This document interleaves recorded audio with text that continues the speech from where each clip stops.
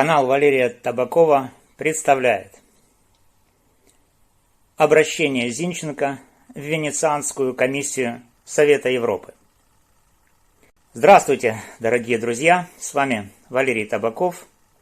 Как я уже и обещал, после нескольких моих предыдущих видео в формате консультации стороны защиты по судебному процессу в деле об убийстве Ирины Фарион, сегодня я расскажу о том, каким образом и по каким основаниям обвиняемый Зинченко может обратиться в Венецианскую комиссию Совета Европы для назначения наблюдателя за судебным процессом.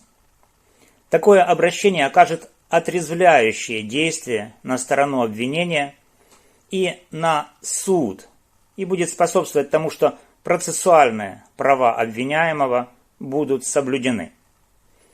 Так что давайте вместе ознакомимся с текстом соответствующего ходатайства от лица Зинченко в Венецианскую комиссию, который вы сможете найти под первым закрепленным комментарием под этим видео.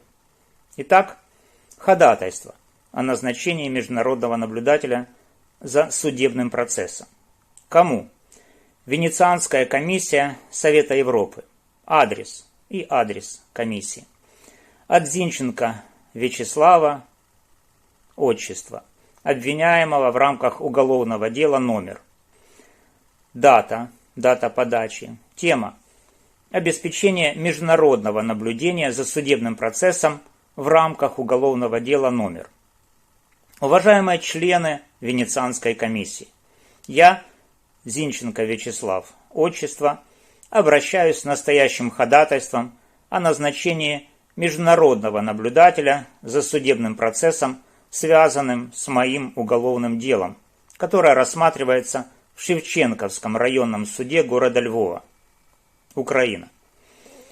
Данное дело получило широкий общественный резонанс и политизированную окраску, что создает риски нарушения моего права на справедливое судебное разбирательство, закрепленного международными стандартами и Конституцией Украины.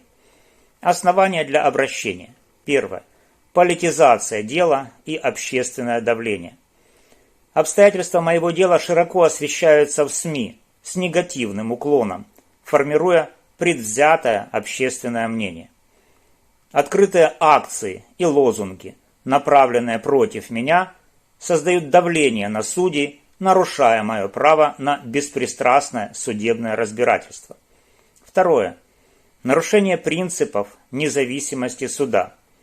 Конституция Украины в статье 129 гарантирует каждому гражданину право на независимый и беспристрастный суд. Учитывая высокую политизацию дела и возможное влияние на судей, это право может быть нарушено. Статья 6 Европейской конвенции о защите прав человека также гарантирует мне справедливое судебное разбирательство, что становится затруднительным без международного контроля. Третье. Права, связанные с подсудностью и ходом процесса. В рамках уголовного дела я обратился с ходатайствами о переносе рассмотрения дела в другой регион на основании статьи 34 Уголовного процессуального кодекса Украины. Из-за предвзятости суда о переквалификации обвинения в связи с отсутствием доказательств, предусмотренных статьей 115, часть 2 Уголовного кодекса Украины, а также о назначении эксгумации тела убитой для проведения баллистической экспертизы. Однако данное процессуальное действие сталкиваются с сопротивлением и могут не быть выполнены надлежащим образом. Конституция Украины в статье 129.1 закрепляет право на использование доказательств, что включает необходимость проведения экспертиз для объективного расследования. Четвертое. Гарантия международных стандартов прозрачности. Назначение наблюдателя от Венецианской комиссии позволит убедиться в соблюдении стандартов правосудия, минимизировать влияние внешнего давления и обеспечить общественное доверие к результатам процесса. Прошу Венецианскую комиссию. Первое. Назначить международного наблюдателя для мониторинга судебного процесса по делу номер. Второе. Осуществить анализ процесса на предмет соблюдения конституционных гарантий Украины и международных стандартов справедливого правосудия. Третье.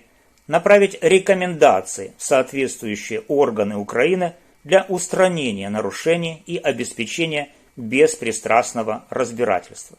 Приложение. Первое. Копия паспорта или иного документа, удостоверяющего личность. Второе. Копия ходатайств, поданных в суд, о подсудности, эксгумации, переквалификации дела. Третье. Копии публикаций в СМИ, подтверждающие общественное давление. С уважением, подпись, фамилия, имя, отчество, контактные данные. Вот такой текст ходатайства, такого обращения в Венецианскую комиссию. Подобное обращение может быть составлено не только Зинченко, а и адвокатами, может быть и кем угодно составлено, представляющего интересы Зинченко.